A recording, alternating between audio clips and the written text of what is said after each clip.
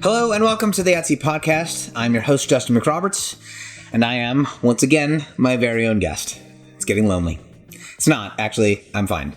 After years of this podcast focusing on interviews, the execution of the Etsy podcast has shifted a bit to being this, while the emphasis and the desire, the intention is the same. My hope still is to help you navigate whatever waters you're in by boat, or if you're a swimmer, or maybe you've got one of those paddle boards. However you're doing life, whatever waters you're in and navigating, I'd love to help you if I possibly can. Specifically, if you're navigating things in the arts or in leadership or in religion, and I do that by normally taking questions from Instagram. And I'll answer a few over there with text, and then I take 2 or 3 and build a podcast episode around them that I hope is helpful. This week, what I'm doing is I'm actually picking up on some questions that I received over Instagram, like 2 or 3 from a couple weeks ago that when they were asked privately, and they asked, and now I'm going to name the names. I'm going to expose these people. I'm going to answer the questions that we had in private, but in a public way without naming names, because they were asking about neurodivergence and ADHD and spiritual formation. And they were asking about their kids. And then I just actually got off a call with someone who works as a spiritual director in the therapy world. And she got in touch with me because she's been researching this intersection of specifically neurodivergence, but very specifically ADHD and spiritual formation. And I'd written a paper about ADHD and spiritual formation for my spiritual director apprenticeship with Anam Kara, apprentice to Tara Owens. And so while I'm not at all an expert, what I'm discovering and what she was discovering is there aren't a lot of resources that exist at that very specific intersection. So the questions that I've been receiving from people all kind of point to this desire to understand ADHD, the expression of it, and the experience of it from a more spiritual perspective. And so I want to begin. So what I want to do is I want to try to redefine a couple of things, and not wholesale. I'm not trying to I'm not looking to write a textbook or go steal textbooks from the library and mark them out. I do want to help redefine the way we experience ourselves as neurodivergent persons, specifically those of us who live with ADHD or depression. So let's begin with this. When I talk about spiritual things, and you've heard me if you've listened to the podcast a bit before, when I think of spirituality, I do not think of this other part of me, where there's the financial, emotional, physical, and then over here there's a spiritual part. To think spiritually is to believe that God considers every square inch of my person, and that to think of spirituality really is to think of human wholeness. To think spiritually is to think of whole human flourishing, on the personal level, on the cultural level, institutional level. To think spiritually is to think of wholeness is really what I mean when I talk about spirituality. And wholeness can only really be established and measured in the eyes of God. Perfect. So our metrics for human wholeness fall short, and what makes a thing a spiritual practice is that its reference point, my wholeness, has its reference point in the love of God for me and the desire of God for my flourishing. That's what I think of when I think of spirituality. So then, what do I think of when I think of ADHD? So this will take a minute. These podcasts usually tend to end up between 12 and 20 minutes. I think we'll probably still end up in that range, but we'll see. ADHD, the diagnosis. Attention Deficit Hyperactive Disorder. It can be helpful to name things in general, in culture and in a relationship, to say this is what this is, so that we know that we know what we're talking about. So to have a diagnosis at all, I've been diagnosed. My son was diagnosed a few years ago. It can be helpful to have a diagnosis and have a name for a thing. So I don't want to poo-poo that and say well, we shouldn't call it something. We should. That's fine. I do want to talk about, though, the limitations of this particular description, ADHD. Let's begin with the last part. The second D, disorder. The word disorder has its reference point in the word order. In other words, for a thing to be disordered, there has to be a preferable or a dominant order. I'm only in disorder. A thing is only out of order if there is an order that we've agreed upon that is preferential. So if I have a disorder, one of the questions I have to ask myself is, whose order am I not in? What order? Which order is it that I don't fit into? Disorder is a way to talk about my not belonging in a system, my not belonging in a schematic. There are ways we understand human health, and the ways we understand and establish and measure human health that people who live with this experience don't share with other people, with certain other people, and so we call that a disorder. Part of why this is important, and I'll get to my reference point or the doorway through which I came to this conclusion or feeling or thought. Part of why it's important for me to think this way is to consider the way we oftentimes talk about a disorder. It's like a cancer. It's like there's something deeply wrong with you as a person, and it's in here. And that might be true up to a certain point, like the way my attentions work, the way my energy works, the way my focus works, my foci, are different than yours. But in order to call that wrong or disordered, what that mostly means is a societal problem. It's a systemic problem. It's a social problem. I don't do things the way you do them. We'll come back to this a bunch. I am out of order. The way I live, the way I see, the way I feel, I am out of order. Now, is it a problem? To a certain degree, can it be a problem? Yes. If I'm not living in lockstep with the world around me, that can be a problem. That can also be a problem with the world around me. It's not all me. Disorder means that there's an order we are preferring. So if we're going to talk about people who live with ADHD, one of the things we have to really take into consider is that there are ways in which we want our world ordered systemically, systematically, institutionally, that certain people don't fit into. And if that's the case, that's also our problem societally, systemically, and institutionally. It's not just them. It's an us problem as well. That's the D. That's the last part, is disorder. Attention deficit hyperactive disorder. So the hyperactive part, and I don't know all of the research, but most of what I've read around this topic, the hyperactive part has a lot to do with men and boys. Now, there are certainly plenty of women who are diagnosed with ADHD, but the hyperactivity aspect of the ADHD diagnosis is overwhelmingly applied to a male expression or experience of the world. Without going all the way down the line with this, because there are far more qualified humans doing work in this field. Being a guy has always come with a little bit of what people call hyperactivity. In fact, when I was initially diagnosed as a child, when I was in first or second grade, through kindergarten, first and second grade, teachers would call me hyperactive. I wouldn't sit still and all that kind of stuff.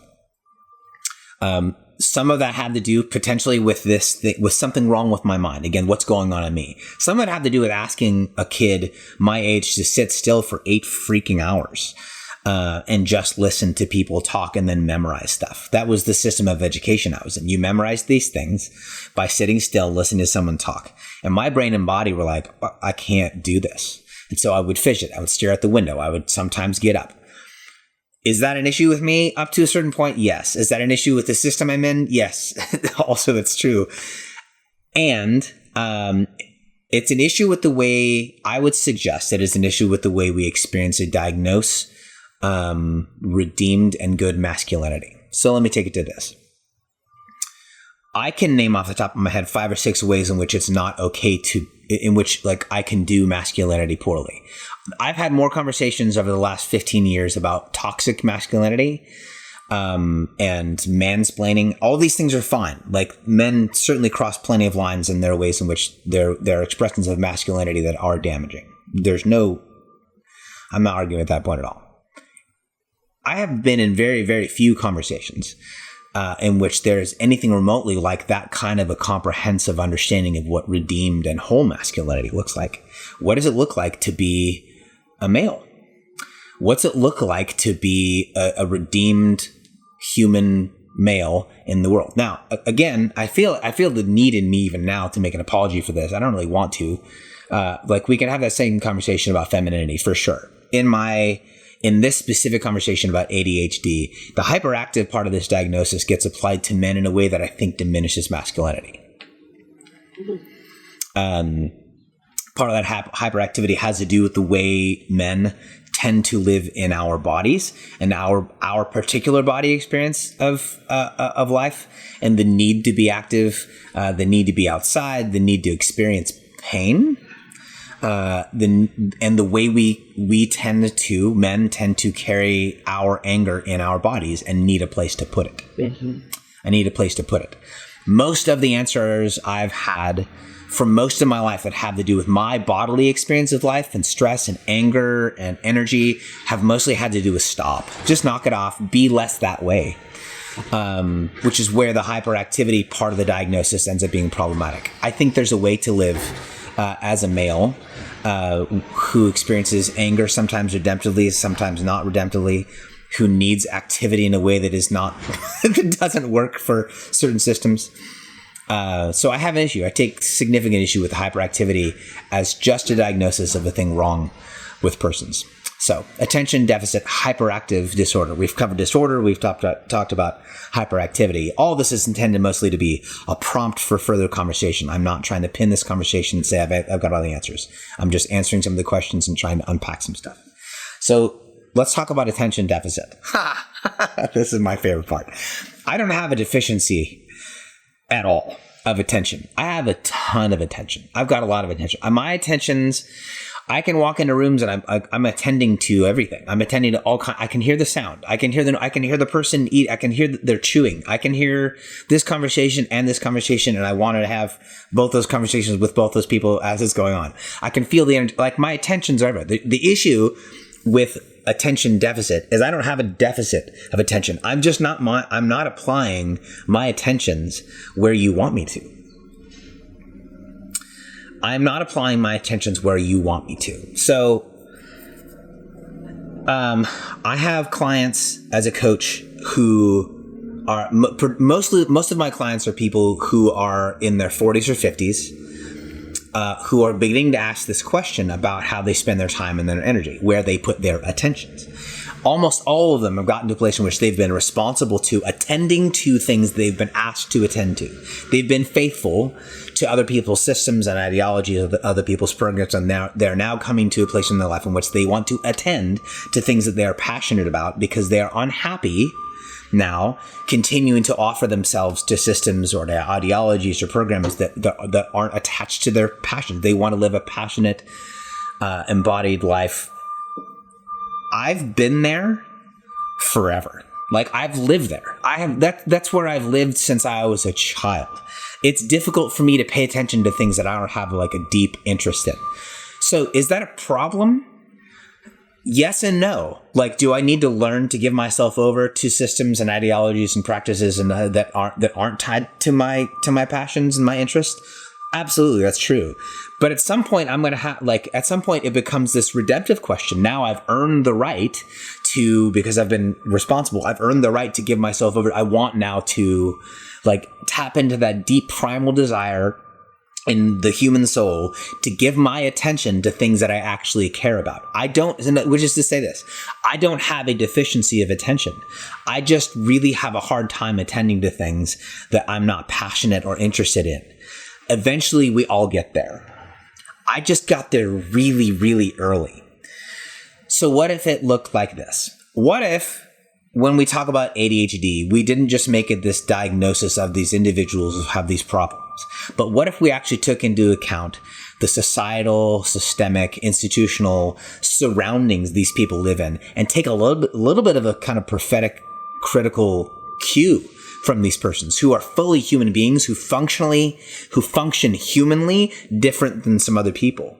And if these systems and these institutions don't work for these persons, maybe there's some questions that we should be asking about how these persons, this person included, actually add to those systems. Because in other words, if I'm asking that question at 7 or 8, like if I'm asking that question, if I'm saying I can't really attend to things really like deeply that I'm not interested in, what if it's not like, well, there's something wrong with you, but instead like, gosh, like what are you actually interested in? And like, how do we build a life and an education and a childhood around your interests? I'll give you 3 resources that bring me to these conclusions. The one is Johann Hari's book, Still in Focus, which is a beautiful, wonderful, story-based, research-deep look into a culture around us that I don't want to say makes us, but at least sets us up to feel things like ADHD. Part of why he writes this book is because there are folks who live with this thing, whatever this thing is, and we call it ADHD. That is a medical diagnosis. And then now there's this world of folks around us who will just have days. There are neurotypical people who are saying, I feel ADHD. His thing, and he says it in the middle of the book, he's like, we're having acid poured on our attention every day by entities and systems. They're doing it intentionally. And then we're being told to tinker with our habits or fiddle with our habits, that it's our problem.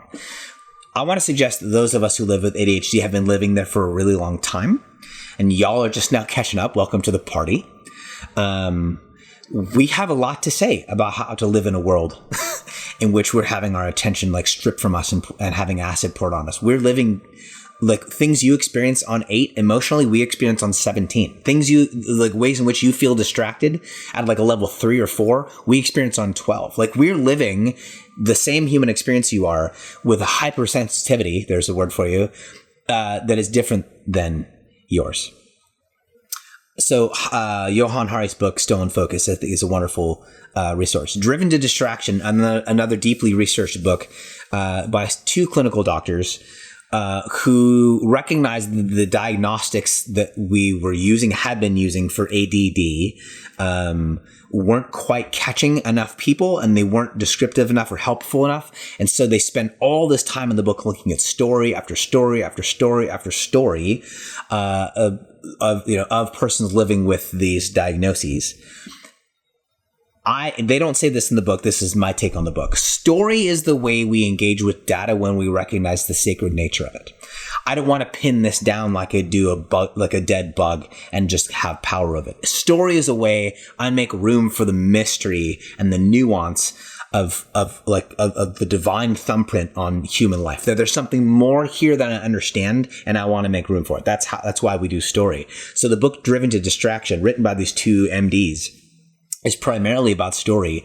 They don't say this in the book, but I think they have to do that because they're touching base with the divine nature of human experience that is different than neurotypical behaviors. Those 2 resources are super vital. At some point, or I would suggest are super vital. They've been vital for me. And at some point, I will upload the whole research paper, the whole paper I wrote for Anam Cara Ministries, and do a little bit more on this presentation, and that could be a really helpful 3rd resource. So thank you for continuing to ask questions over Instagram, and then the ones I get over email as well. I'm enjoying this podcast. I hope this stuff is helpful for you. So thank you for joining me on this episode of the @Seed podcast. Until next time.